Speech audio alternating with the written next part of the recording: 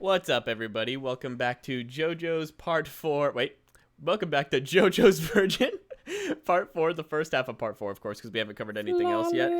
Yeah, flawless intro as always. Today we are joined by the co-host at this point, which I bring up every single time that she literally fills in every single time, Kitsune Katie. Hey, what's up? And we are also... See, you messed up too. It's not just me. And we're also joined by a newcomer, but apparently a huge JoJo stan, which is really good for me because I'm like a fake-ass fan with every anime that I watch. Emerald. Hello! He's the one who's gonna be saving our asses. I know, yeah, really. It's gonna I'm be the like booty it's protector. gonna be like me and Katie being like, what's this guy's name again? And Emerald's gonna be foaming at the mouth, ready to jump in. But yeah, we're covering JoJo's Part 4, Part 1. So the first half of Part 4. We're going to be covering up to episode 20, which is where the face stealing lady gets introduced. So yeah, I figured that was a good place to stop. Cinderella. Yeah, Cinderella. See, he's already coming in clutch. I knew it. I figured that'd be a good place to end off because we wouldn't be getting into a certain somebody too much. So anyways, here we go.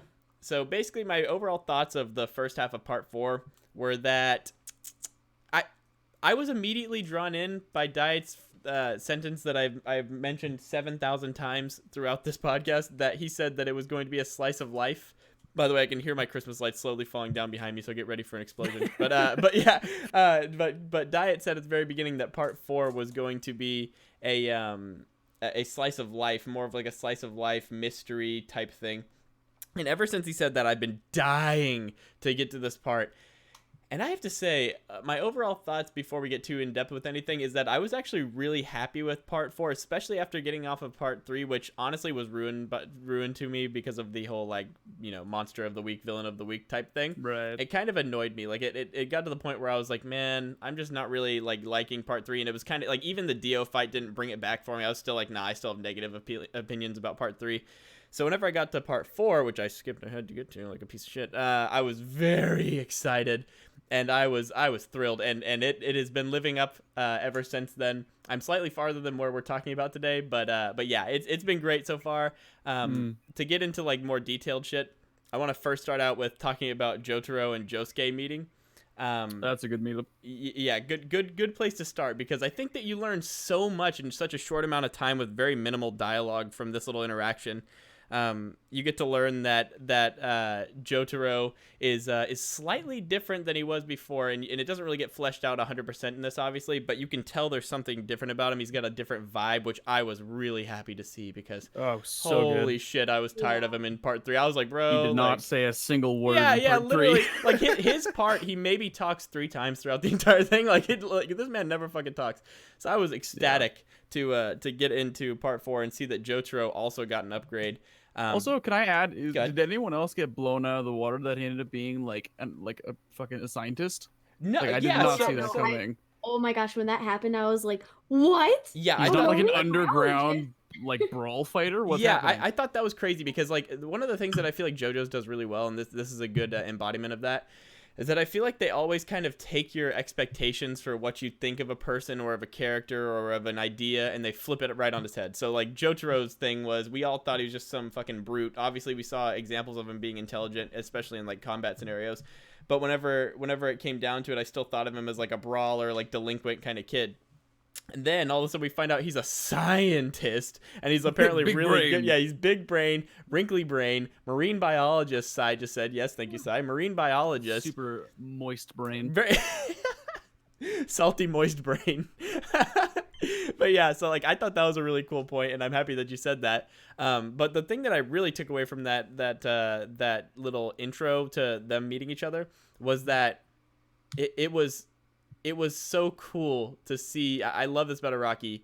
The difference between each of the JoJos continues to keep going in that same direction. Mm-hmm. Like when we meet Josuke, I'm like, dude, we got a real pussy on our hands. Like, I'm like, oh no, we went from Jotaro being a total fucking badass in every sense of the word. This guy who's like, ew, a turtle, gross. But I love that shit, because like it makes it to where it never gets stale. Like the actual characters never get stale. And like the fact that that Josuke is like that, I thought was really cool, because it also ends up kind of like coming back later to be like, hey, you can be like, you know, a little bit more like, you know, like, oh, I'm kind of afraid to touch that and yada yada, but still be a total fucking badass and a dependable friend and fighter whenever it comes down to it. So what did you guys think overall of the introduction between the two, and what are your thoughts overall of the new and improved Jotaro? Katie, you want to take this, or should I take it? I mean, you could go first if you'd All right. like. I just got my lady. All right. So what I really like kind of about the introduction of Josuke is something that I think that Araki does really well is he has this way of, I would call it, evolving personalities. So since we're dealing with a family here, each personality that's going to come up is derivative of the personality that came before it. So Josuke has all of these elements that are from Jotaro, but he's an innovation on Jotaro's personality. Like, Jotaro in the beginning is described to look like a thug, right? Like, he's supposed to be like a pretty boy thug. That's his like original description. And also his design is derivative of like gangsters back in, I believe it was like the 80s in Japan. And so they have all these different styles that are, you know, derivative from a historical period. And then we get, you know, his introduction, which immediately throws us off. But the more time we spend with him, we learn that not only does he have a similar intelligence when he fights Aqua Necklace in the same way that Jotaro had when he fought Steely Dan, we also learn that he has a lot more flaws, essentially, to a character. But he also has a lot more creativity. Like Jotaro was a lot more like efficient, cold, cut, intellectual, where Josuke is a little more like creative, gives a little more like breathing room to what he does. I feel like that also has to do with the fact that, sorry to cut you off, but I feel like that also has to do with the fact that like Josuke and Jotaro are different in the sense that whenever we met, I saw this in a review video. I don't remember whose review it was, so this isn't 100% an original idea, much like this podcast, by the way. Thank you, Rant Cafe. But yeah, so yeah, like one of the things that I thought was like really interesting is that they made Jotaro out to be an adult in every single metric except for the number attached to his age. Like that was the only thing that made him a kid, right? Whereas I feel like they make Josuke like 100% a kid in every single way, and then he has moments of maturity, but mostly he's like a kid and he's still learning, and I like that. And we see him like playing the N64 and shit, like, right? Just for fun. Yeah, like that's one thing I really like about Part 4 is the fact that, like, you know, Josuke, Koichi and all them, they're all still in high school. Like, it's crazy because like it was like a weird, we got like an anime that's like a high school. Yeah, it's like it's literally a slice of life. It's the most unique premise of all time. I thought that was so cool. Like the Katie, like exactly what you're saying is like the fact that they took the time to develop the characters as kids first and then as like badass with superpowers second, kind of in a lot of ways. I really thought that was really freaking cool. One other thing, just really quickly touching on kind of what Katie just reminded me of something else, is that what did you guys think of the town of Morio? Because I literally thought that it was so cool. They stayed in one location and they actually gave the location some sort of like like I guess like an anthropomorphic feeling to it. Personified. Yeah. It's personified. It feels like it's like almost a character in the show. Like that's how like deep they get into the character of Morio. So what did you think of Morio, Katie? Where your stance, or what is your stance on Morio as a town and as a setting? Yeah, I just love how like close everything feels, because when you first meet like Okuyasu, when like literally Koichi gets like I guess stabbed in the throat with an arrow. Yeah. And then like the whole situation is resolved, right? And then like Okuyasu's like, "Oh yeah, by the way, I live like right over there." Yeah. He's literally like, "Oh yeah, you see that house in the background? That's actually my house." And then there's your house. That like that sense of tension when Koichi gets the arrow in the throat is done so well, because not only does he get the arrow in the throat, he gets the fucking gate slammed on his neck. Yeah. And you're like, oh, we got introduced to this kid because he's like the voice we hear, and now he's just fucking dead immediately. Yeah. And then he gets like dragged. Yeah. It just keeps going for a long time, building up this weird thing of suspense where you're like, holy shit, what's going to happen? Yeah, I was like, is this kid alive? Yeah, like by the way, Koichi, like I mean, like, you know, if we're gonna be power ranking later, like Koichi, his durability's got to be on 10. Like that motherfucker survived for like literally 45 minutes of having an arrow through his damn diaphragm. The part that I'm curious about is, so we know one of the abilities Koichi has is he can essentially make any structure into a rubbery like substance. right? Because due to his sound, he can make anything kind of bend and Oh yeah, become he can say flexible. like boing or So I whatever. wonder if he just like Yeah.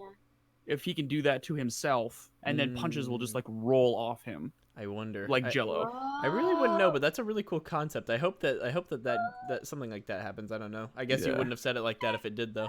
No, it doesn't, sadly. Yeah, but I find it interesting. Like, actually, that kind of brings up. We should talk about before we move on the introduction to Josuke Stan. This was like the thing that I was talking about, Katie, in the last episode, where I'm like, yeah, they really get a lot more like crazy with the stand powers right off the jump in the next Nice one. pun. Yeah. they get You know a what's lot. kind of cool? I Go have ahead. to bring this up like quickly, like just a thought. When I was first watching Jojos, I would like talk to Emerald about like, holy shit, oh my god, this is happening. And now I'm like, Tyler, talk to me. Now you're like my Padawan to me. Yeah, so like I really liked how there was like an escalation of the stand powers. It went from basic bitch stuff like having like a sword and being kind of fast and like swimming, it's like that kind of shit. And stopping the fucking like concept of time. Yeah, like some bullshit ass power like stopping the concept of kid time. shit. Yeah, some baby kid shit. And then Emerald Splash, the weakest power that never did anything throughout the entire show until the very last minute. But yeah, so we went from that kind of shit, which I felt like was all pretty normal, to like, or not normal, but like, kind of basically, to all of a sudden we're introduced to the first stand that we meet, which is Crazy Diamond, is literally like one of the most complex stands. Yeah, in like the Jojo verse. It took me a long time to fully wrap my head around like what exactly the power even does. Like looking at it, I was like, wait, does he? So he can heal things, and he can. Okay, what about this? What about that? And like it just slowly comes together. But like that first introduction where he literally saves that turtle, which by the way I thought that turtle was fucked, because as we again talked about in the last episode, we noticed that the mangaka does not give a fuck about animals, and so I thought for sure that turtle was just fucked. I'm like, damn, that turtle really died like that. Yeah, he cares about turtles. Yeah, save the turtles. Really but yeah, so like I was like devastated watching dead. that. Yeah. I was like, bro, he did Danny dirty. Like that turtle's dead. And then the turtle just gets fucking miraculously Jesused back to life. And I was like, holy shit! Like, what is this guy's power? Oh my god! And it also scared me whenever I like was introduced to the power, because I'm like, oh my god, is this power going to be like make him completely fucking invincible? And then it turns out that he can't heal himself, and I thought that was a really good touch. And you can't bring people back from the dead, obviously, but I thought that was a really good touch to like stop it from being this like end all be all power that nobody could ever touch. The fact that he can't heal himself. Honestly, kind of touching on that, when it comes to the power levels of the show, right? Mm-hmm. So in part 1 and part 2, the power level, except for when you get to like Ultimate Cars, is pretty low. Then you hit part 3, and then the power level is pretty low with the exception of the world, right? Mm-hmm. Every other stand is pretty weak. In part 4, like the base level of the stand power that you'll see is much higher. Yeah. So like right. the lowest power stand in part 4 is going to be around like a higher power stand in part 3. So it's really interesting that Araki is still able to kind of manage these abilities, especially Josuke's, considering it's ridiculous in all and it's not in practice and on paper. You also said this whenever we first started talking about a stand. You said it's complex, and that's a good way to look at it. It's fucking complex. Like, it's not none of them are simple. It's honestly one of my favorite archetypes in anime. Yeah, I literally make a lot of comparisons to Hisoka when it comes to Josuke. Mm-hmm. I'll tell you why. Because essentially what Hisoka is, when you break it down on a power level scale, it's a character who can use something that's super, simple on paper, but has many complex applications. Like bungee gum. Yeah, and that's exactly what Josuke has. It's okay, I can rewind the state of things to a previous state. Right. Okay, look at all these applications that this can be used for. That's where the complexity comes in. Yeah. Yeah, I thought it was crazy. Like whenever he went up against Jotaro, I was like, well, this poor little kid doesn't realize what he's getting into. Like, I was like, holy shit, he's about to get murked. But the fact that he was already like semi doing okay against Jotaro made me realize that we didn't just have some kind of pussy on our hands. We had like a total badass on our hands, and I was super excited to see. I also like his little quirk with the hair. I thought that was funny. But go ahead. Also, can I add, they introduced something that's really interesting towards the end of part 3, and they touched on it again in the beginning of part 4, where stand abilities are things that can actually be trained. They can be increased in power, which is really interesting. Because, for example, Jotaro, when he first gets introduced, at the end of part 3, he can time stop for about 10 seconds. In the beginning of part 4, he's out of practice, so he can only do it for 2 seconds. And then by the end of the show, that time increases. Which, by the way, that shit fucking blew me away. Whenever they were like, he was like, oh, I can only stop time for like only like a second or two now. I'm like, well, first of all, time in JoJo's. That's a free hit, so First of all, time in JoJo's doesn't make any sense because I remember in part 3, Dio was like, I can only stop time for about 5 seconds. Mean time within time kind of thing? Yeah, it was literally like 45 minutes. Like, like he's literally running around, like moving behind people, moving people around. He's like, yeah, only 5 seconds. So I'm like, that was like 66 seconds, and that's honestly. So I don't think anyone knows this. Part 3 was actually that the Dio Jotaro fight was adapted very inaccurately. Really interesting. Everything. So prime example, in the anime, Jotaro can fly. Yeah. In the manga, Jotaro uses Star Platinum to jump really high and really far. I would have liked that far more because I remember whenever I was watching, I was like, what the fuck? Why can't you just fly and nobody's mentioning anything about it? Like, also, when it comes to the manga panels, as far as timing goes, would line up. But this is an actual movement, right? For some reason, they decided to make Jotaro's movement a lot more realistic. Right. Where Jotaro is supposed to be like the optimum like athlete, so he's supposed to be Usain Bolt, like super hella fast. Right. But they had to slow it down because the motions were more complex. So what you're seeing in the anime, at least this is kind of my headcanon, is a bit of a slowed down version of it, just because I read the manga first, and that's just kind of how that lines that makes up sense. in my brain. I wish that I would have been able to experience that in the manga first, because I did feel like that was fucking weak. Like I was honestly like, though, if any viewer is asking I've had some people ask me if they should do manga first or anime first, and I actually always suggest the anime first. You know what's funny about you saying that is that I reasons. hear that all the time. I'm not Taylor, saying that thank you the for the anime follow. is better or worse. I'm just saying that's like it's the most beginner friendly version, and also like there's a lot of elements that add to it. Like prime example, you cannot like experience JoJo without the music. It adds way too much. And you also cannot experience JoJo without the complex level of color theory that's narratively applied to the story. Right. Yeah. It's great. Like there's a reference which is used kind of entirely. So when Josuke goes up to the man who's being possessed by Aqua Necklace and he's holding a woman hostage in front of like a gas station, you can see they have this color that's flopping, right? So they use red and blue. So blue is typically seen as like a more calm, intellectual kind of slow down color, and there's red, which is typically more hastily, more passionate, whatever.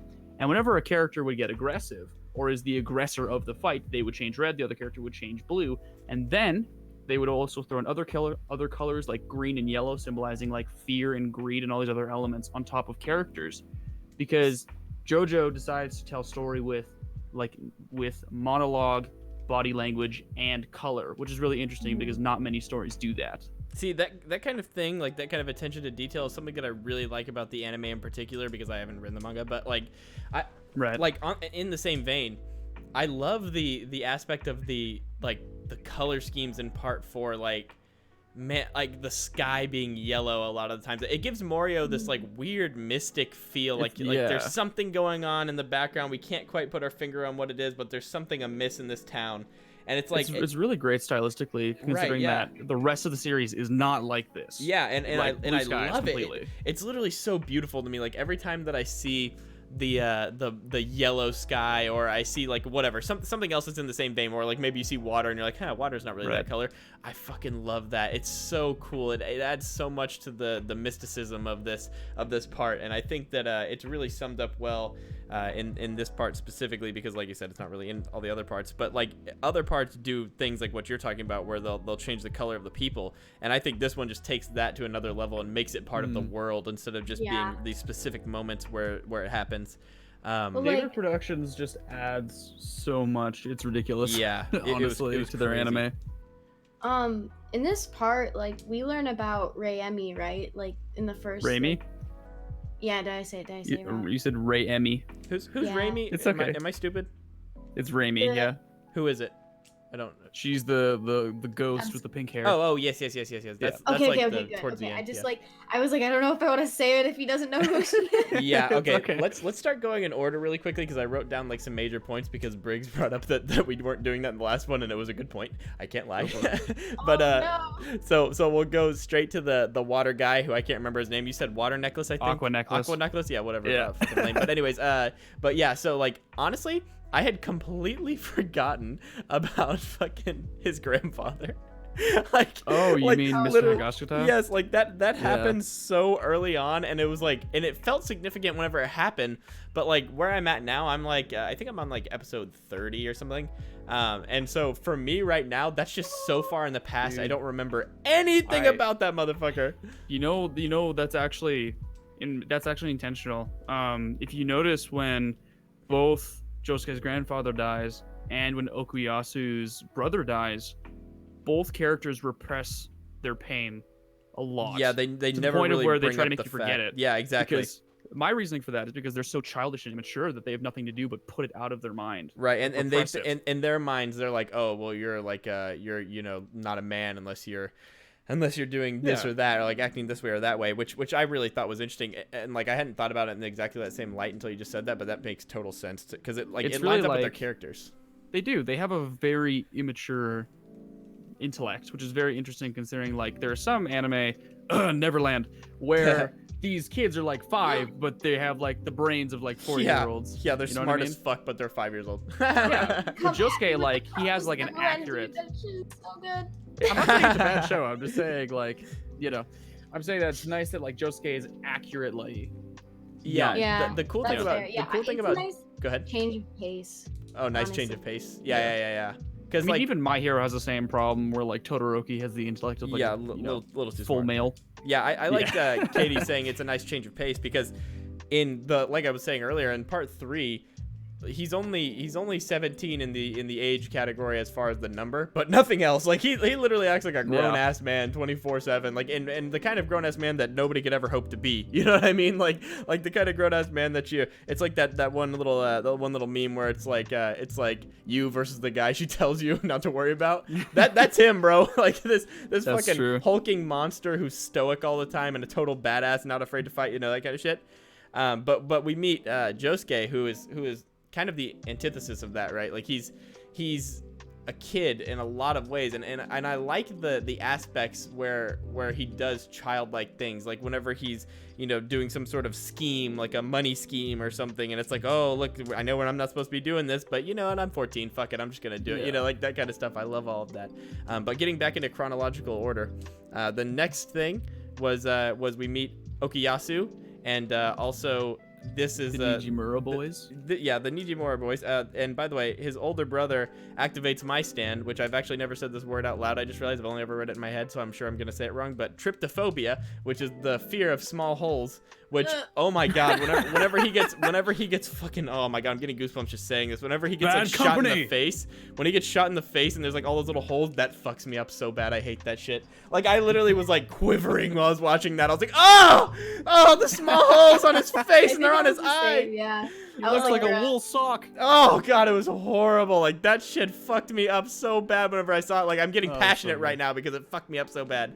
But yeah, my stand tryptophobia was definitely brought out on that one, and it was in full effect, full strength. But the cool thing that happens, the biggest, coolest thing that happens in my opinion, is that Koichi gets a stand, and He gets a fucking egg. bro, whenever Yeah, I saw it, bro. when I Dude, saw He it gets was an omelet, bro. bro, Guys, whenever. they're Go ahead. literally just like fighting, like Josuke's like, okay, Koichi, now would be a great Yeah. time. Let you stand. He's like, okay, boss. And I he's- laughed my ass off. And when he said lets about out the fucking he egg. lets out a fucking worse version of Togepi, like literally literally worst version of the worst Pokemon, and I'm just like, oh my god, that's so fucking funny. It's And like, then of course, the dude who got fucking shot with an arrow has the worst right, stand ever. and I'm like, then I'm like, okay, hopefully it can like come out like right now, like it'll crack right now, and then for a second there I thought we're gonna have one of those situations where like he doesn't come out for like 7 episodes or something like that, but thankfully he comes out during that we had a fight. Charizard problem again. Yeah,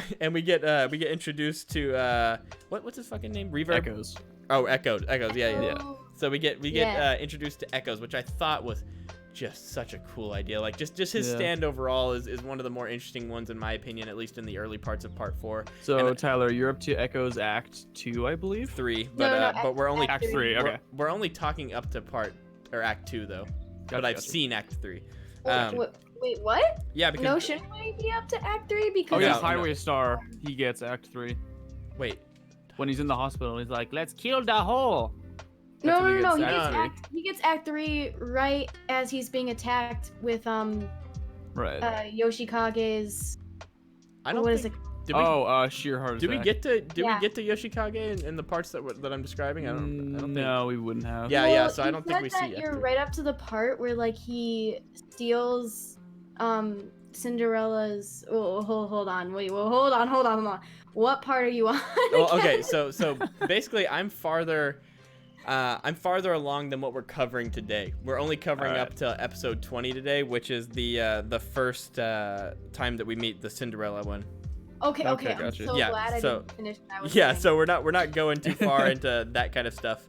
Okay, good. But yeah, so like I also liked that Koichi his stand does introduce parts, which I don't know if this is gonna be, and don't spoil me obviously, but I don't know if this is gonna be like a thing or if it's just going to be him that gets parts, but like I fucking hope that it becomes a thing because I'm such a sucker for transformations. I'm such I love a sucker. JoJo Pokemon. It's Bro, my I favorite. love JoJo, Pokemon, Super Saiyan God type shit. Like I love that kind of stuff. Yeah. So like every time that he gets a new one, I'm so excited.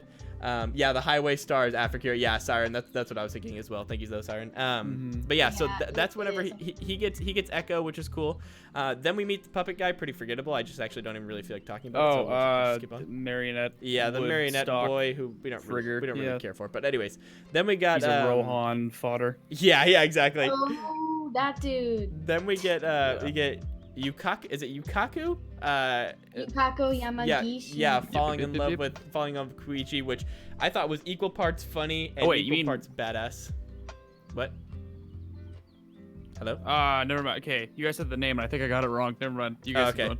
Yeah, so I thought it was like Yoko or something, but I guess I got it wrong. yeah, I honestly don't 100% know what the No, it is. it is Crazy hair Yukako. bitch. That's what I'm gonna yeah, refer to her for crazy the hair rest bitch. of So this he meets Yeah. crazy hair bitch and hey Annie, what's up?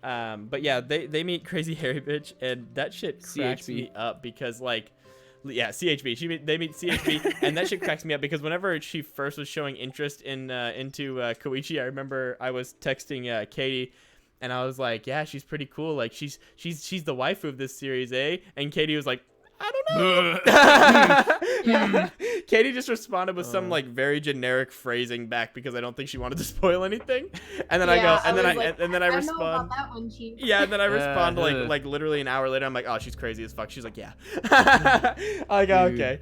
But I thought it was I funny have, how they were all so excited about her talking to Koichi, and then it turns out that she's just a crazy ass bitch, and they're like, wow, that fucking sucks. Like, poor guy, you know? Dude, I remember when I was watching. So I've watched Diamonds Unbreakable about 3 times. The second time I watched it was with my girlfriend, like all the way through. Mhm. And when that character came on, like my girlfriend really loves to self-insert, like really. And she's like, "Oh, you're like Koichi, and I'm like her." And I was like, "I hate you now. Do not draw that comparison, please." I'm like Koichi, bitch. Yeah, I am not gonna piss myself for you, okay? I'm Jeez. 3'1". Like, well, first of all, Koichi's small as fuck, which I think honestly, But then, like, yeah. that says something for Koichi's character. Is he's so not physically imposing that it really shows like a lot of courage for him to do anything.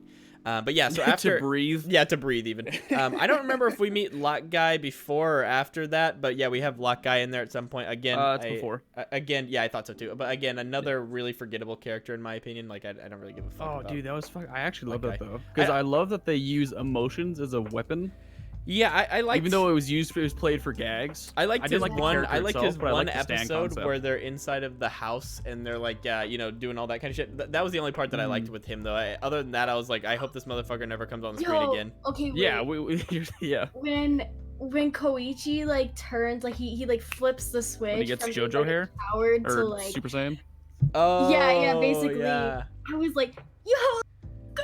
Which, by the way, very salty. Whenever they changed him back to the flat top about halfway through, I was like, no, it was so much cooler. And then they bring him back again later, which I was happy about Yeah. because I was like, holy shit, The they hair really continuity. You gotta keep the hair continuity. Yeah, for sure. And Siren, that part will unfortunately not be getting covered in this part. We'll be covering that in the next one for sure, though. But yeah, so then the next thing after after the hair thing, not really the Lock Guy because I guess he was before. But anyways, they go and eat at the Italian restaurant. which Best this part- episode of that part. it was such a fucking weird It's thing. so good. It's my favorite. So here's the thing with that, right? No, it I ain't. start getting really excited. I'm like, oh shit, this guy's like a sinister stand user. Holy shit, look, he's like making him itch off it, which by the way, gross, but he like itches off his fucking shoulder. I'm like, oh god, what the fuck? And then like, oh look, he's making him like he's killing all of his things, but at what cost? Look how horrible it is. And then it just turns out after all this fucking build up rather, that he's it's just the like hardest misdirect ever. yeah, he's literally just like a good guy. The thing that I love about JoJo in and of itself is in my opinion, in a good anime, you need to fully believe as a viewer that all outcomes are possible. Right. You don't want to Yeah. believe that your hero's just going to win 100% of the time. And I think what's actually great about JoJo this is part even in their gags, this they part try is to specifically really constantly good make at that actually, sure- Emerald. Sorry to cut you off. I didn't mean to cut you off that hard. Yeah, no worries. But yeah, so like this part specifically is really good about what you're talking about, because especially after you have the context of the Italian restaurant guy, you never fucking know, and it's never really you never clear. assume anything after that point. Yeah, exactly. Like that was kind of the turning point for that exact train of thought that you're just talking about. Is I was like, I can't, assume anything anymore. Like even whenever we meet the Cinderella lady, which we'll get to later, I was like, I'm still not 100% convinced this lady's a bad person. Like, I think she just might be in this line of work, and then technically she told her everything. You know what I mean? Like it's kind of hard She's to ever assume grinding, anything bro. again. Yeah, she's grinding, bro. He's an interesting character. So Tonio was really Uh-huh. cool. Yeah, Taylor, I agree. It was really cool. I loved Tonio. I thought it was really interesting. And I thought it was cool how we kind of just took a break with that. And it didn't feel like in part 3, this kind of episode would have felt like filler, but because part 4 is literally just like them, like it's a slice of life, right? Like they're just doing their normal day-to-day things. There happens to be stands here. It didn't feel out of place at all. Jazzy just said 98% of JoJo's characters are sketchy, including JoJo's. Yeah. You're not wrong, Jazzy. But yeah, that's the intrigue though. You don't yeah. want to just follow a regular character. yeah, That's why you like don't want to Guts follow is so somebody who's so interesting. easy, right? Like you don't want to follow somebody who you know exactly what they're going to do at any moment. Yeah. And Guts is a good example of that, actually, where There's you a reason never why know. people hate Naruto and Luffy sometimes when they think that they're a certain thing. They You're want right. characters to be much more morally gray, and that might speak I to was our kind gonna of edgy say culture, that. I guess. Yeah. Which, by the Yeah. I was way, gonna just say really a lot quick. By the of way, the no shade on Luffy or Naruto. Liar, Yeah. why before the podcast were you saying how much you fucking hated Luffy earlier? Then that's weird. I that you'd say that. mean, because he's not Zoro, obviously. By the way, really quickly, I just want to Damn, interject with shots something. Do you know how hard for it's it. been for me not to talk about Haikyuu this entire podcast? I just wanted to let everybody know that this is the first hour of the day where I have not talked about Haikyuu for 98% of the hour, because I've been so It's fucking been obsessed an with that show. actual JoJo podcast. Bro, I know. I'm What? surprised I did not divulge What? into Haikyuu virgin, because I was literally so fucking hype about that show, dude. I couldn't wait for it. Honestly, Anyways. with me and Katie, it's the JoJo Experience podcast. Okay, so next we do the group fight against Red Hot Chili Pepper, which So good. oh, really cool, really fucking cool.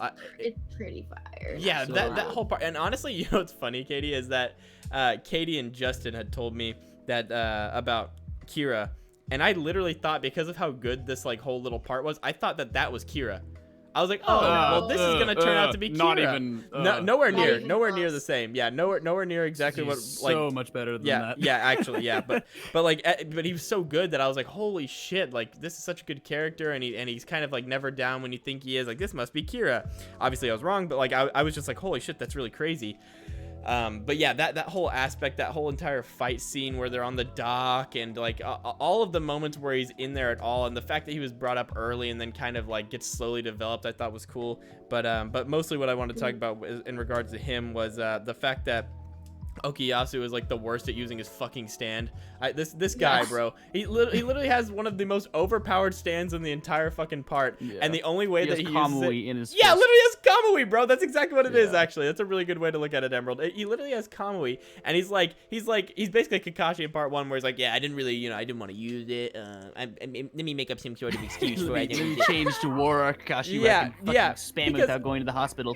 Bro, because this man straight up like whenever he has all of these opportunities to just fucking cap people, like literally just like erase them, he's literally Yeah. like, I'm gonna get closer to you, and now that I'm 1 inch away from you and you're knocking on death's door, I'm just gonna talk to you and try to punch you with my stand instead of Honestly, doing the Tyler. racing I thing. understand. I understand people hate that, but I actually think that if he had used his move correctly, that would be a huge disservice to the whole show for a couple reasons. One, Okuyasu is not a combatant. He's a brutalizer. So when he goes to stomp on the dude's face, it's not because he's trying to end it. It's because he's trying to inflict as much pain as possible because he's a thug, right? If he's just going to go in for the kill, that's like assassin, like, let's just kill it. Him stomping on his face doesn't mean that he wasn't going to use the hand. It means he wants to beat the living fucking shit out of this bird. So Like, narratively, 100% agree with you. But Yeah. fuck, did I want him to just murk somebody? Totally. Like Also, I think like, it gave Josuke a really good chance to shine when he brought Okuyasu back out of the pipes. Right, or yeah, the that wires. was cool, which I did not expect that. Yeah. Like, I don't know how you guys felt about that, but I was not ready for that. I was literally like, did he just take him? Like, I guess we're just gonna find him later at the dock or whatever, and then he rips him back through. I'm like, oh, thank I God. was like, Okuyasu's That was really gone. smart. Somebody also just said in the chat, Raf just said, let's remember Okuyasu is also like 16, I guess, which that's true. Like, he is still a 16-year-old kid. So I guess yeah. there's some room for that. I'm not saying that, like, I think what showed Okuyasu's intelligence is when he uses it to teleport to get onto the motorbike. That was what I thought was really cool. That was a cool moment, but then it's just completely Yeah. wasted by him being a fucking idiot. But anyways, so moving on from that moment, this is another really funny Katie moment where like Katie asked me, Katie goes, "How far are you into Jojos?" And I said, unironically, Joseph and Josuke just found an invisible baby. Shikuza? I have no idea. I really don't know that much about the Shizuka. baby still. She's so good. Yeah, I don't know anything about the baby still, so nobody. The Oh, yeah. fan headcanon for that character is just really I know entertaining. nothing about this baby still to where I'm at right now, so I'm And interested. you probably never will. Damn, okay. But yeah, I thought that was like a really fucking funny moment, and I thought it was really a cool way to bring Joseph and Josuke closer together. Which, by the way, we haven't talked about Ultra Old, which was kind of like Ultra Instinct, but it's just Ultra Old Joseph Joestar. My favorite Joseph by far only gets better by becoming slightly senile, like all of us. Can we add that, like, also he almost killed himself? Bro, oh Like, my he almost God. committed So- suicide? So that part Bro, where that he was almost so kills funny. himself really He shows cut you like too. a vital vein. And in did you his see arm. how- He's just like, I don't know. he's like, I will. Yeah, I don't know if anybody I'm else. so old. And then Yeah. he's just That was so fucked up. I don't- was I like, don't oh, know. he's just gonna commit suicide now. I don't know if Alright, anybody cool. else noticed how fucking deep that cut was. Like, Yeah, oh my that was not God. intended to just like a little bit of blood. He Yeah, was trying to kill himself. Bro, that was like deadass. hella deep. Like, it literally like almost cut to the bone. Like how deep. But that's how still, much blood came out? But the cool thing Oh, that about shit- that that shit moment makes me though shiver, is that bro. it shows that That's like he's the one thing I'm still. like, Oh, me too, Katie. That fucking Gross. gives me chills. People But get really gross. yeah, Jazzy Bet just said he Joseph was got so chills he was after he so lost chill all that about blood. it. Yeah. But yeah, I so get grossed out about cuts that go really deep. She doesn't like needles. girl, I don't like paper cuts. But yeah, anyways, so paper cuts in between your fingers, No, just needles in are case anybody was okay. thinking about that. It's when you fucking cut yourself really deep. then Oh it's yeah, like, Katie. oh. I have to look away in a lot of movies that have that kind of shit. I'm like, "Ee, God, that's fucking gross." But Yeah. one of the moments that I thought was really cool with that moment in particular that we are talking about is that it shows that even though he's old as fuck, can't do anything to help, he's still like, you know what? I'm still fucking Joseph Joestar. You know, I'm gonna do whatever it takes to his capacity. yeah, I'm gonna do whatever it takes in what I can still like contribute to this little situation, and I'm going to try to help, even though like the only way that I can feasibly help in this exact moment from this baby drowning, which by the way, holy shit, the baby was drowning. But I've been like, oh, responsibility. yeah, I'm they getting outta here. were being slightly calm about that in my opinion, because I'm like, bro, this baby's gonna die. Like it's been underwater for like 45 seconds already. Like we've got about like 2 more minutes, but yeah. So whenever he cuts himself, it's like, damn, like he really did whatever was necessary to that he could still attribute or contribute to the group. I thought that was a really cool way to make him useful, even though Hermit Purple still fucking sucks. Anyways, Ooh. Facts. I said I wrote down in my notes at the beginning, but I forgot to say this whenever we were going over it. At one point, sorry, I just bumped my mic, but at one point, Josuke rather, nope, Jotaro says to Josuke, he goes, Close. yeah, also Joseph has a stand too. And I literally thought in my head whenever I heard that, I go, ah, because I'm like, does he though? Like, does he have a stand? He has Hamon spiderwebs. Yeah, I mean he's got to stand as much as he like has Hamon tentacles. yeah, he's got to stand as much as like somebody who like maybe like Peter Parker has a stand He like. has like as much of a stand as I have a chance of being an NBA player. Honestly. So he does have a stand, yeah, because you're really great at Yeah. basketball, right? But yeah, so I think that like. Sorry, my head's touching the roof.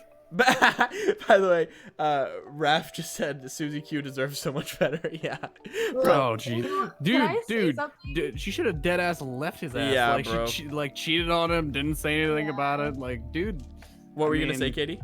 Surprised he I was didn't run gonna say, away out of that marriage. I was talking to Jojo the other day about Jojos, which is hilarious. Which Jojo? Talks too much. And And I met which he Jojo said- were you talking about? Yeah, I was like, it's confusing. He brought up the fact that like, Joseph settled for Susie Q, but he really meant to be with Caesar. I'm so glad you didn't say Lisa. I would have slapped you through the screen. No, that's so true, bro. Caesar deserved Caesar deserved better, and so did Susie He Q. didn't know. Bro, you're not wrong, Katie. I think that is totally fucking true. No, Jojo brought that up. That wasn't me. He said Okay, that. I was like, so oh shit, you Jojo's right. totally fucking right. Facts, though. Definitely deserved to be with Caesar. Or Caesar deserved to be with him. One of the two, or maybe both. Or Yeah. Stroheim. I'm just mad I didn't Or say Strahan, yeah. No, I really wanted to snap missed opportunity. Yeah, that.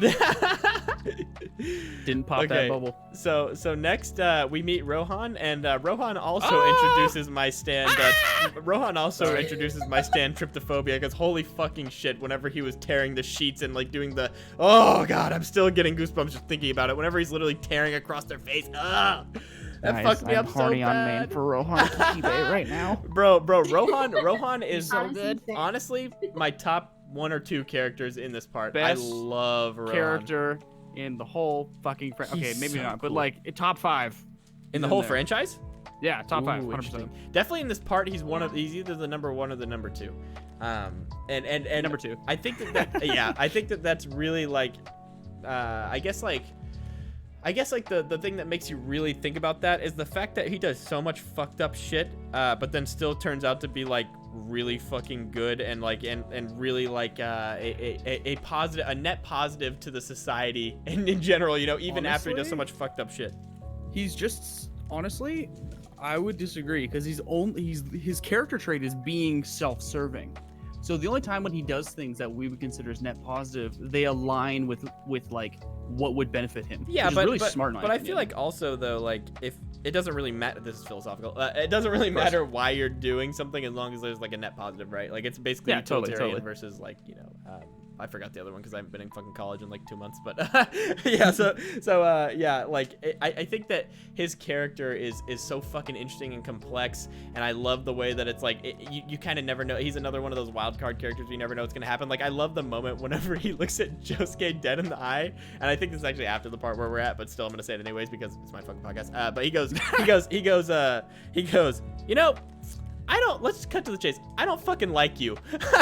he's like, I hate you. I think you're. Sexual tension. Rohan is like how I Sexual wish tension. everyone treated me in high school. Because if you don't like me, just say it. Bro, just say it. Don't lie to my face. But I love Makes the everything moment. so much easier. Taylor just said in the chat, I love Rohan, but I hated it when he looked at Spider. Oh my god, I know that fucked me up whenever I saw Oh him. yeah, It grossed that me out. shit. Oh my god, I forgot about that. But If I you guys get creeped out by that, why are you watching this show? I'm telling you right now, so much worse. I would rather watch him lick a spider for 10 hours straight on loop than watch one more of the times where he turns people's skin into fucking paper.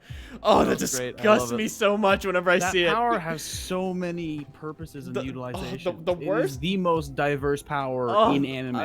I'm literally like rubbing It's my crazy. arm right now, like in some kind of weird twitch because I fucking hate it so much. Like the number one, first of all, amazing power. Don't get me wrong, like really fucking totally. crazy, amazing power. But oh my god, the visual of them peeling back his face, and then also the worst one. This is the worst one for me. Is the peeling back on the fingers. Like oh, I hate that shit. It just gives me goosebumps. I have goosebumps over my entire body right now just thinking about it because it fucks me up so bad. But yeah, Rohan is a really great character, and the next plot line actually has to do with him as well, which I thought was interesting because we weren't sure where the relationship with everybody and Rohan was gonna go. Then all of a sudden he's like, "Hey, Koichi, there's this map. Like there's this map, and it says this, but I don't see this little turn. Can you help me out that here? shit, yeah. And they go over there and find the fucking ghost, which I thought was such an interesting plot line. Don't turn around. Yeah, don't turn around. Every now and then. Get lonely. But then, like throughout that entire arc, I'm still kind of unsure of where Rohan lines up in the morality 1 and 2 on like the good guy versus bad guy scale. Like I'm still kind of like, fuck, like where does he end up going? Josh just said Heaven's Door is better than the World, which yeah, totally agree. 100%, bro. Totally agree. Emerald. No doubt. Emerald, at this point, like where Tyler's at, do we know about a certain relationship with a certain character in Rohan? If you know what I'm talking about. I would say no because wait. I know what you're talking about. No. Wait. Certain Yes. relationship. Yes, because you learn about that in the next episode or at the very end of this episode, one of the two. Oh, I got you. I'm kind of worried about bringing it up because I'm They're not talking about like the 100% Rohan positive. like one shot. I was like, No. maybe. You're like, No. probably not. Oh yeah, sorry. But yeah, so I don't want to talk about that too much. And Sage, you just brought up something that I really fucking want to talk about, but we can't because that's in the next part. But yeah, so really quickly with the whole dead girl plot line, I thought that was so fucking interesting because it brought up a whole nother dimension to Jojo's, which was the fact that there is indeed an afterlife. Now we know that for 100% sure because she's like, yeah, we want to pass on, but we can't. And I just found that whole little part to be a really interesting way to build Koichi and Rohan's relationship and make them closer than they were before. And also an interesting way to show that Rohan can use his ability for other reasons than just being selfish. Like whenever they're running away and Koichi turns around, first of all, fucking idiot. How the fuck did you turn around? Whenever she expressly said, don't fucking turn around. Yeah. Which, by the way, that was another interesting thing with what Emerald said earlier. I wasn't sure if I could trust the ghost girl. Like, I was like, is she fucking tricking them? Like, what's going on? Why can't I get a read on exactly what's going on with this ghost girl? Like, I couldn't get my head wrapped around, like, whether or not she was good or bad. And so whenever he does turn around, I had a little bit of sympathy for him because I'm like, okay, well, maybe she's trying to tell him not to turn around, but if they do turn around, it saves them. Like, I don't know. I couldn't get my head around that. To be fair though, I think obviously Koichi wouldn't think this, but like Rohan can do fucking anything. If he wanted to, he could probably write on the hands and be like, "Oh, you're the hands of heaven" or some shit, and they would actually be that. Yeah, right. Like, yeah, but if you're around Rohan, you should never be afraid ever, unless he's, for sure, your enemy. Because in which case, always be afraid. That was so cool. Whenever he literally saved Koichi by opening up his opening up his skin and writing in there. What did he write exactly, Emerald? He wrote something like you will get. Is it like you never turned back or something? I forget what it is. I don't remember if he said you never turned back or if he just said. Oh no, you're he getting wrote. The fuck I out think of he here. wrote like detach or like something along those lines. Anyways, he writes something into his skin. Yeah. Gross. He writes something into his skin that makes it to where he gets out of that situation. And I thought that was like, okay, now we've ingratiated Koichi and Rohan to be sympathetic to each other, and it really opens up a whole nother dynamic because we're showing Rohan having an actual relationship with somebody instead of it being like some weird, like, you know, some sort of weird parallel to Araki and being a mangaka and everything. Now it's like, okay, this manga It's a artist now has... self-insert. It's 100% Yeah, self-insert. for sure. Yeah. I was 100% positive of that as well. Mm-hmm. But yeah, so it was just really cool to see. Really quickly before we're done, we have to bring up the chubby Harvest guy and the face steely lady.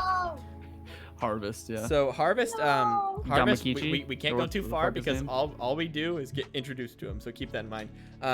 Whenever I was getting introduced to him, you know what I thought?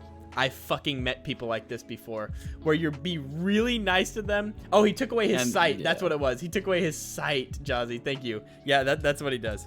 But yeah, so I'm like, I'm like, okay, I've met people like this. You're really fucking nice to them because you feel bad for them, and then next thing you know, they turn into a big piece of a shit. Jerry. Yeah, and you're like, Yeah. fuck you, bro. Like, I was nice to you, and that's exactly how this guy was. It's like they showed him like a way to make like a fuck ton of money, and he literally is like, no, I'm keeping all this money now. I'm like, fuck you, dude. God, what a degenerate, dude. And so like obviously like in the coming episodes he like turns out to not be a complete piece of shit, but in that specific instant I was like, bro, what a fucking piece of shit.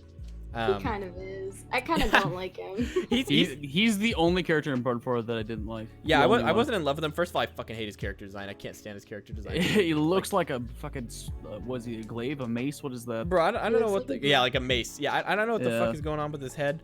because that's definitely not hair, it's skin colored. So what the hell is that? Dude, when he came out, his mom got some scars. Bro, yeah, his mom. By the way, his mom is not okay. Like, Yeah, no. there's just no way. But yeah, Her insides look like my mom's place. Jeez. he had a cool stand though. Like honestly, he had one of those stands where I thought if I could have this in real life, I'd be really fucking happy. That'd be a badass stand to have. Because it was just such a cool idea that like he could just send off his dozens and dozens of them to do whatever he wants to do, and it really like makes a cool like dynamic, because we're so used to stands being nothing but like big punchy guys, and now all of a sudden like entire boats, right, or entire boats, or like whatever, like it's always Yeah. like something that like you can easily like figure out how you're gonna kind of take care of the situation. But with Harvest, it's like, wait, how the fuck do we beat this guy? And the only way they beat him is by outsmarting the stand user, which brings it really easy. Yeah, which is easy, which is easy in this case, but it brings up the point that a lot of times the way that the battles are won in JoJo's is by beating the person and not the stand, right? Jojo doesn't have fights; they have puzzles. Yeah. They have puzzles you have to solve. Yeah. They're not actual, because a fight in narrative standards is more like a conversation. Right. You do something, they give a response. In JoJo, a fight is solving a question that's presented to you. Yeah, That's what that is. that's a cool way to look You're at it, actually, solving a Emerald. I like that. problem. Yeah. It's So- not as much of a back and forth. This is just like a one-way answer. So the last thing that happens is the face stealing one. I don't really want to spend too much time on that because we're kind of running out of time, and I don't really give a fuck about that. I mean, storyline, Kira to be honest. didn't. Yeah, but where we're at now, Emerald, the last thing that we were going to talk about with the face stealing lady, don't really give a fuck about her. So, really quickly, I want Katie to give us a rundown of who her favorite characters up until now of part 4 are, and then after that I want to hear Emerald's list, and then I want to hear which JoJo's characters are Emerald's favorite in order from best to worst. So you might want to start thinking of that now. Yeah, no, up until where you're at, like if you're finished, whatever. You're good. Is that a top 5 or a top 3? No, I want you to tell all of them in order from your least favorite to your favorite. Yeah, like literally, I make Katie do this every single week. So if you think it's bad for you, that's the reason why I'm not making Katie do it this week. I'm like, yeah, you know what? We've heard Katie say it 7 times now, so I think we're kind of good, Like, That's cool. Like legit. Like But Katie, what are your Alright. favorite characters in this part specifically? And like why? my favorite characters like overall. Yeah, like not just Part JoJo's 4. characters. Like in part 4, what are your favorite characters in part 4? So like it doesn't matter if it's just like this like part that we're talking about, or No, it is just this part. So you'd be talking about like Jotaro, Josuke, like the fucking Koichi. Yeah, like who are your favorite characters out of like the main cast? I'd say. I really like Koichi a lot. Like You know what's funny, Katie, is that while I was watching this, I thought that you would like Koichi. I don't know why. There's a little green shit on my shoe. Ugh, I think I stepped on him. My bad. I thought you were being serious. I'm like, wait, why are you bringing this up right now? I'm like, weird time to be talking about your shoe shit. Step on echoes. Katie. So you like I Koichi want a Pearl lot? Jam to make an omelet. Yeah, I like okay. Koichi and Rohan. Okay, Yeah. yeah. I'd say actually, Katie, I think that my favorite is Josuke, and then I really like Rohan. I think Rohan's my favorite out of the two. But Rohan has been a fucking delight. Like I especially like once we get a little Except farther. for when you cringed really hard. Yeah, except for that. Like other than that. By the way, as soon as the fucking older brother died, I've never been so happy for a character to die in my life, because I'm like, holy shit, I don't have to deal with the little holes anymore, because that was really the one that fucked me up more. Funny. But Koichi is best boy, I agree, Taylor. And then we also have Rohan. Those are my 2 favorite characters, or actually Right. Josuke replacing Koichi, but I like Koichi as well. Rohan's so hilarious. Do you think Rohan's your favorite character, Katie, in the show, or what? Or you like Koichi more? I mean, so In the far, franchise? I'd No, in part 4. say Koichi Okay. is still my favorite, but Rohan, I don't even know, man. It's like Rohan and Koichi are like both up there for me, and I can't decide. Yeah, it's kind of like a tough decision for you. Yeah. Yeah, I understand. But anyways, let's move on to Emerald. Emerald, what are your favorite JoJo's in order from least favorite to favorite? No pressure. JoJo's. Yes. No. Like protagonists? Wait, what did I mean- say before, Katie? You said JoJo's. I mean, You want me to rank the protagonists? Wait, Katie says she is starting to think that she says that I said something wrong. I think. Wait, what did I say, Katie? So maybe you could talk about like your favorite characters in this part and then rank. True. them. Oh, yes, Katie, thank you. Okay, so Katie keeping the am I allowed podcast to on talk? rails, by the way, boys. Okay. Is Good. my favorite character allowed to be someone who we've seen up to this point, but we haven't heard talk yet? Oh shit. You can't pick Kira. Okay, well if that's the case, then like fuck. No, you can't pick Kira. I can't pick Kira. No. Shit. So basically, this is God supposed to damn be. it. So the way that God. Katie did it was perfect. Literally, Okay. you were talking about up until Okay. this point, all that you know about the character till this point, and you're basing it off of that. Okay. Number one would be Josuke then, because we haven't seen Rohan do what True. is up to his capacity yet. True. But Josuke is like almost at the peak of his capacity at this point, so Right. I'd say Josuke. Rohan's a second. I would say Pearl Jam is a third, just given what it means for the story itself. Which one is Pearl Jam? I'm losing it off the top of my head. Pearl Jam's the chef. Oh, yes. Yeah, fourth would be Okuyasu. Really? Yeah. That was kind of a wild card for me. I'll be honest. The Okuyasu Yeah. one. And fifth, I would say probably just Jotaro himself. That's Okay, fifth. that's a fair list. That's respectable. Really quickly before we end, I do want to hear Emerald's list of least favorite to favorite JoJos, and this will be across everything that you've seen. So whatever you're up to. Oh, up to part 8? Yeah, whatever Yeah, you're it's up to, but like just literally don't shit. spoil anything. Obviously, like don't. I know, Oh, like man. on the spot. Emerald. All right, Warrior, Katie's like, how do you I'm think not- I I'm feel? not. I'm not including Jotaro from part 4. I'm only including Jotaro part 3. Okay. Okay. Least favorite, Oh. Jotaro part 3. Yep. Second, Jonathan. Yep. Third, 3 I'm and gonna 1 say are Josuke from part 8. You know what's interesting is that I'm very interchangeable with part 3 and part 1. And by the way, you don't have to. Is Josuke the Josuke that we know now from part 8? No. Okay, It's Josuke Higashikata from part 8. Okay, so don't bring up characters that show up later. Just like literally up to part 4? them in their parts, basically. Oh, okay. Okay, so my favorite Jojo up to part 4 is Josuke, Okay. and then Joseph, and then Jonathan, and then Jotaro. See, in that Jotaro order. and Jonathan, I can interchange. Like if part 3 Jotaro is just really bad. yeah, it kind of just can't. depends on the day, really. Like If it's part 4 Jotaro, then it's Josuke, Jotaro, Joseph, Jonathan. I think Joseph's still my favorite, and then I think Josuke comes right after that because I just fucking love Joseph. Like I just think he's just so fucking good. He's really funny, but yeah, I guess I don't know. I like the philosophical, emotional side of characters.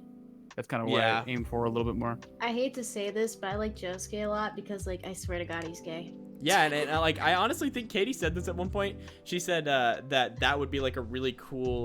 Was it him or Giorno that you said would be a really cool thing for him to just come out and be like, yeah, he's gay. Which one was Regardless of if the characters are straight or gay, they all Honestly, get bitches. both. That's a Jotaro. That is a Joestar trait. it? Yeah, true. But I would really like for. Like honestly, I would be happy if they did that because I think that it'd be really cool to get some like LGBTQ plus representation in JoJo's, given the fact that the characters kind of like are like. How do you that up to? Oh no, that's part 5. Sorry. Yeah, how do you say like you feel like they could easily be in that category already? Like it's so awesome and amazing of a story that I could see it like happening and it just not being a big deal, and I would like that to happen. Oh yeah, the creator himself. There are a lot of LGBT characters, but I don't think they take place prior to part 4. Like okay. part 5 and on, there are. Okay, interesting. So it might just be I like think the I've time when heard. he I wrote think it. I've heard. And my chat is saying kind of some things that I think that I'm already privy to. So yeah. Anyways, that's going to be JoJo's version. I think this is episode 4 or 5. I don't really fucking remember, but I think episode 5. But thank you guys for being on. Thank you, Emerald, for coming on in slightly short notice because I think I literally DM'd you yesterday. And then It's okay. You have nice hands. Thank you. And then You're thank you for What? Katie as usual. Yeah, I sent him a picture of my hands. That was the first thing that I sent to him. I just sent him a picture Very of my hands. nice hands. I was like, how can I Great. show him that I've seen farther into part 4 than you might think, other than sending him a picture of my hands. Okay. Of course, I did have to cut off my left hand, which is unfortunate. Now I don't have a left hand anymore. But anyway, So it's coming on Wednesday? what's coming on Wednesday? Your hand? The hand? Oh, the hand in the mail? Yeah. Unless the USPS? ATF is listening, in that case, this is all a fucking joke. But if the ATF is not listening, then yeah, it gets there on Wednesday. It should be between like 4 p.m. and 8 p.m. Just If it depends. doesn't come, I'll just reset the time. It's fine. Yeah. Okay. Cool. Yeah. Nice. All right, guys. So that's gonna be it. Thank you, Katie, again for always being the co-host every single week. Appreciate it. Yeah. And that'll be the end of it. I will see you guys later. Check out Rant Cafe because I'm a piece of shit and copied their entire idea. So see you guys later.